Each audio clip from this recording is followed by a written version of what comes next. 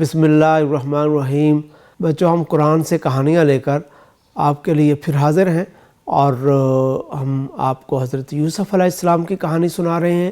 اور آپ کو معلوم ہے کہ ہم نے یہاں تک آپ کو کہانی سنا دی تھی کہ کس طریقے سے زلیخا نے حضرت یوسف سے دوستی کے لیے خواہش ظاہر کی اور حضرت یوسف کو یہ پسند نہیں آیا، اور کیسے زلیخا حضرت یوسف علیہ السلام کے پیچھے دوڑی اور اس نے ان کا قمیض پھاڑ دیا۔ اسی موقع پر زلیخا کے جو ہسبینڈ تھے، ان کے جو خاوند تھے پوتیفار، وہ اور ان کا ساتھ ایک چچا زاد بھائی یا کوئی رشتہ دار تھا، وہ بھی آ گیا۔ تو اس سے ان کو معلوم ہو گیا کہ یہ گھر میں اتنا معاملہ خراب ہو چکا ہے، اور بجائے اس کے کہ زلیخا اپنی غلطی مانتی، اس نے بڑی ہی مکاری سے سارا الزام حضرت یوسف پر لگا دیا اور کہا کہ اس کو سزا دینی چاہیے، اس نے تمہارے گھر میں میرے ساتھ جب تم گھر میں نہیں تھے تو میرے ساتھ اس طرح کا رویہ اختیار کیا۔ لیکن وہ جو ساتھ بھائی ان کا رشتہ دار آیا تھا نا، اس نے کہا کہ یہ یوسف اس پر الزام لگا رہے ہیں اور زلیخا اس پر الزام لگا رہے ہیں، تو درست بات کیا ہے یہ ہم آرام سے جان سکتے ہیں کہ اگر تو زلیخا کی بات درست ہوئی کہ یوسف ان کے پیچھے تھے، تو یوسف کا جو کرتا ہے وہ آگے سے پھٹا ہوگا، کیونکہ زلیخا نے اگر اس کو پرے ہٹایا ہوگا تو سامنے سے ہٹایا ہوگا نا، اور اگر یوسف کی بات درست ہے تو ان کا کرتا پیچھے سے پھٹا ہوگا، اور جب دیکھا تو کرتا پیچھے سے پھٹا ہوا تھا۔ اس طریقے سے یہ بات ثابت ہوگی کہ حضرت یوسف علیہ السلام بالکل سچے ہیں اور زلیخا بالکل جھوٹی ہے۔ تو اس پوتیفار نے اپنی بیوی کو ظاہر ڈانٹا اور اس کو برا بھلا کہا، اور یوسف کو بھی تلقین کی، اس کو بھی نصیحت کی کہ تم ذرا یہ گھر کا معاملہ ہے، اس کو تم اپنے تک ہی رکھو اور معاف کر دو اس کو، اور یہ سارا معاملہ ہو گیا، رفع دفع ہو گیا۔ پوتیفار کا خیال تھا کہ بس ٹھیک ہے، زلیخا کو اب میں نے ڈانٹ دیا ہے، وہ سمجھ گئی ہوگی اور اب وہ اس طرح کی حرکت نہیں کرے گی، لیکن یہ بات ایسی نہیں تھی۔ ظاہر ہے کہ وہ جو بندہ ساتھ آیا تھا اس نے باہر جا کر بھی بات کی کہ اس طریقے سے پوتیفار کے گھر میں واقعہ ہوا ہے، اور وہ واقعہ مصر کے اس شہر میں پھیل گیا۔ بہت سارے ظاہر ہے کہ بڑے جو ان کے حکومت کے بڑے لوگ تھے، ان میں سے تھے نا یہ لوگ، تو انہوں نے ان کے گھروں میں یہ بات پھیل گئی۔ تو زلیخا کو عورتوں کی یہ بات بھی پہنچی کہ وہ کہہ رہی ہے کہ عورتیں کہہ رہی ہیں کہ تم سے ایک غلام بھی تمہاری بات نہیں مانتا، اور زلیخا نے اس طریقے سے غلام کے ساتھ سلوک کیا ہے۔ تو بہت اس کو دکھ ہوا، بڑے غصے میں آئی، اچھا میرے بارے میں یہ کہہ رہی ہیں۔ تو اس نے ایک اور منصوبہ بنایا، یہ بڑا ہی خطرناک منصوبہ تھا۔ اس نے کیا کیا، اس نے ان ساری عورتوں کو کہا کہ جو تم مجھے کہتی ہو کہ یوسف تمہارے قابو نہیں آیا، یوسف تم سے دوستی نہیں کرنا چاہتا، تو میں تمہیں بتاتی ہوں کہ وہ کس طرح کا انسان ہے، تم آؤ میرے گھر آؤ اور میں تمہیں ان سے ملواتی ہوں۔ اب یہ ہوا کہ یوسف کو انہوں نے کہا کہ ہم جب تمہیں آواز دیں گے تو تم آنا ہے، کھانا پینا جو بھی ہے۔ یوسف تو ظاہر ہے کہ غلام تھے نا، وہاں کام کرتے تھے۔ تو ان کی سہیلیوں نے، جو زلیخا کی سہیلیاں تھیں، جن کو وہ دکھانے کے لیے ان کو بلایا گیا تھا، وہ ایک منصوبہ بنا کر بیٹھی ہوئی ہیں، اور حضرت یوسف علیہ السلام کو انہوں نے بلایا۔ وہاں پر چھریاں وریاں بھی تھیں، پھل تھے کاٹنے کے لیے، اور بھی برتن ورتن تھے۔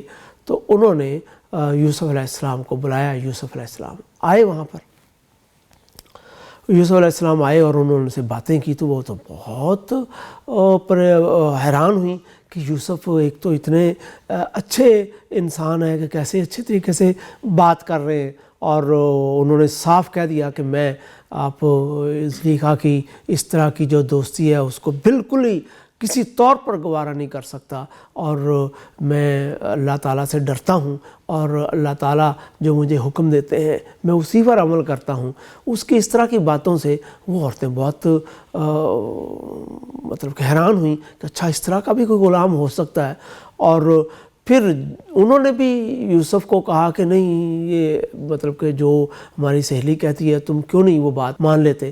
تو ان یوسف نے کہا کہ نہیں، میں وہی بات دوبارہ کہی کہ میں اس طرح کی کوئی بات نہیں ان کی مان سکتا، نہ کسی کی بات مان سکتا ہوں، میں تو اللہ تعالیٰ ہی کی بات کو مانوں گا، اور اللہ تعالیٰ نے مجھے اس طرح کی دوستی اختیار کرنے کی، اس طرح کی دوستی رکھنے سے منع کیا ہے، تو میں یہ کام نہیں کر سکتا۔ اب انہوں نے یوسف علیہ السلام کو دھمکایا۔ حضرت یوسف علیہ السلام تب بھی نہیں مانے۔ تب انہوں نے جو ایک سوچا ہوا تھا کہ ہم یہ کریں گے، انہوں نے اپنے ہاتھ کاٹ لیے، زخمی کر لیا اپنے آپ کو، اور چیخیں مارنی شروع کر دیں کہ جیسے یوسف نے ہم پر حملہ کر دیا۔ اب یہ بات ظاہر ہے کہ وہ تو سارے مصر میں پھیل گئی، اور پوتیفار کو بھی معلوم ہوا۔ پوتیفار جان چکا تھا کہ اصل میں یہ جو سارا واقعہ ہوا ہے یہ انہی عورتوں کی کچھ سازش ہے، لیکن وہ بیچارہ اب وہ بدنام تو نہیں نہ ہونا چاہتا تھا، وہ خاموش ہو گیا۔ تو یوسف نے اس موقع پر خود ہی انہیں کہا کہ میرا اب اس گھر میں رہنا بالکل ہی خطرناک ہے، اور میں نہیں چاہتا کہ اس گھر میں رہوں، اور میں خود اس ماحول سے علیحدہ رہنا چاہتا ہوں، آپ مجھے یہاں سے نکال لیں۔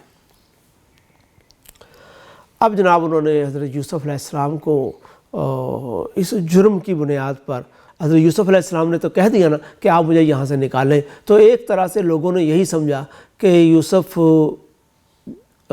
قصوروار ہے۔ حضرت یوسف نے صبر کیا، خاموش رہے، جیسے انہوں نے بھائیوں کے رویے پر صبر کیا تھا، ایسے انہوں نے زلیخا اور اس کی سہیلیوں نے ان پر جو الزام لگایا انہوں نے اس پر صبر کر لیا، اور حضرت یوسف علیہ السلام کو جیل بھیج دیا۔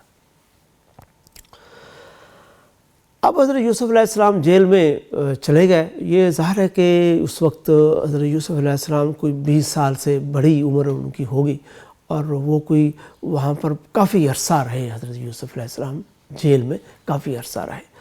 اب حضرت یوسف علیہ السلام جیسا انسان جیل میں ہو تو وہاں پر بھی اس کا اثر ہوگا، اور دوسرے قیدی آپ سے آ کر ملتے تھے اور آپ کی بات سنتے تھے، اور آپ سے بڑے متاثر ہوتے تھے کہ اتنا اچھے انسان ہیں اور کیسا وہ خیال رکھتے ہیں۔ تو ایک طرح سے سارے قیدیوں کو معلوم ہو چکا تھا کہ یوسف ایک بہت ہی نفیس انسان ہے، اور وہ بے قصور ہیں، اور وہ نہ صرف بے قصور ہیں بلکہ وہ بہت ہی نیک، اور بہت اللہ تعالیٰ کا ان پر کوئی خصوصی کرم ہے، یہ بات سب کو معلوم ہو چکی تھی۔ اب کیا ہوا کہ حضرت یوسف علیہ السلام کے پاس 2 آدمی آئے۔ ایک قیدی تھے، ان میں سے ایک قیدی بادشاہ کا باورچی تھا، وہ ان کے کچن میں کوئی کھانے وانے پکاتا تھا ان کے لیے۔ اس کو اس وجہ سے قید کر دی گئی تھی کہ ایک دفعہ بادشاہ کو اس کا کھانا پسند نہ آیا۔ کہا جاتا ہے کہ وہ روٹی انہوں نے کھائی بادشاہ نے، تو اس میں کچھ مٹی وٹی ملی ہوئی تھی، تو اس کو بہت غصہ آیا۔ بادشاہ تو بادشاہ ہوتے ہیں نا، ذرا سی بات پر ناراض ہو جاتے ہیں، ذرا سی بات پر بہت خوش ہو جاتے ہیں۔ تو انہوں نے اس نانبائی کو یا اس باورچی کو قید کر دیا۔ دوسرا جو بندہ تھا وہ تھا ایک بادشاہ کا شراب پلانے والا، ان کے بادشاہ کو وہ مختلف قسم کے شربت، شراب یا اس طرح کی چیزیں بنا کر پیش کرتا تھا، اور اس نے کے بارے میں بادشاہ کو خبر ملی کہ یہ ان کو کچھ زہریلی شراب پلا کر مارنا چاہتا تھا، اور اس کے خلاف کوئی سازش کرنے میں وہ شریک تھا۔ اب یہ ایک واقعی بڑی بات تھی جس پر انہوں نے اس کو بھی قید کر دیا تھا۔ تو دونوں حضرت یوسف علیہ السلام کے پاس آئے، اور آ کر انہوں نے کہا کہ ہمیں خواب آیا ہے، اور آپ تو بہت اچھے انسان ہیں، اور اللہ تعالیٰ کا آپ پر کرم ہے، اور آپ ہمیں ان خوابوں کی تعویل بتائیں، ہمیں بتائیں کہ یہ خواب کیا مطلب ہے ان خوابوں کا۔ انہوں نے آپ کو کیا خواب سنائے اور آپ نے ان کی کیا تعویل بتائی، اس کے لیے آپ کو اگلی قسط کا انتظار کرنا پڑے گا۔ اس وقت تک کے لیے ہمیں اجازت دیں۔ اللہ حافظ۔